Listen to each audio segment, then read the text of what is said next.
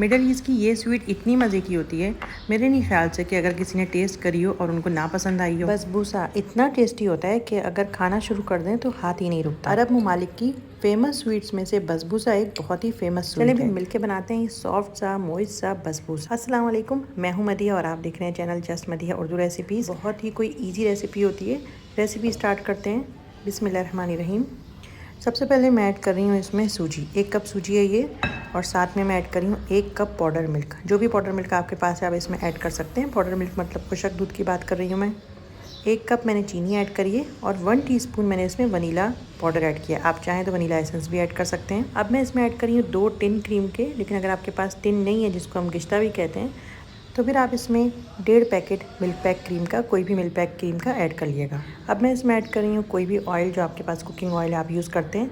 3/4 cup cooking oil है, मतलब आधा कप से ज़्यादा और 1 कप से कम।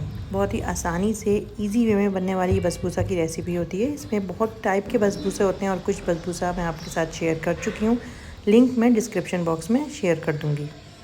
अब मैं इसमें ऐड कर रही हूँ 2 टीस्पून बेकिंग पाउडर का। बसबूसा रेडी करने से पहले ही मैंने ओवन चला लिया था। 180 टेम्परेचर पे ओवन मेरा रेडी है। ट्रे मैंने ग्रीस कर ली है। आप जिसमें भी बेक करना चाहते हैं, राउंड है या स्क्वायर है, आप उसमें बेक कर सकते हैं। आप चाहें तो डायरेक्ट ऐसी ट्रे में बसबूसा बेक करें जिसमें आप डायरेक्ट सर्व भी कर सकते हैं। ये ग्लास ट्रे है जो ये ओवन के लिए ख़ास बनी हुई होती है। बसबूसे को ट्रे में सेट करने के बाद हम इसमें बादाम लगाएंगे। बादाम आप चाहें तो रात को भिगो के छील लें या फिर आप उसी वक्त पानी में बॉईल करके बादाम का छिलका उतार लीजिए। पीसेस किस साइज़ के कट होंगे और बादाम सेंटर में आए पीस का, इसीलिए मैं अक्सर छुरी से इस तरह से कटिंग का आइडिया लगा लेती हूँ और फिर बादाम को उस तरह से मैं सेट कर लेती हूँ, तो मुझे बहुत ईजी रहता है। बसबूसे को ओवन में रखने के बाद अब यहाँ पे हम शीरा रेडी करेंगे। आधा कप चीनी में 1 कप पानी ऐड किया है मैंने और 2-3 इलायची ऐड करेंगे और चूल्हे पे इसको पकने के लिए रख देंगे। बॉईल आने के बाद हल्की आंच पे हम तकरीबन इसको 1 मिनट और पका लेंगे और शीरा हमारा रेडी है। हमें कोई एक तार का शीरा नहीं बनाना है। बसबूसा हमारा रेडी है।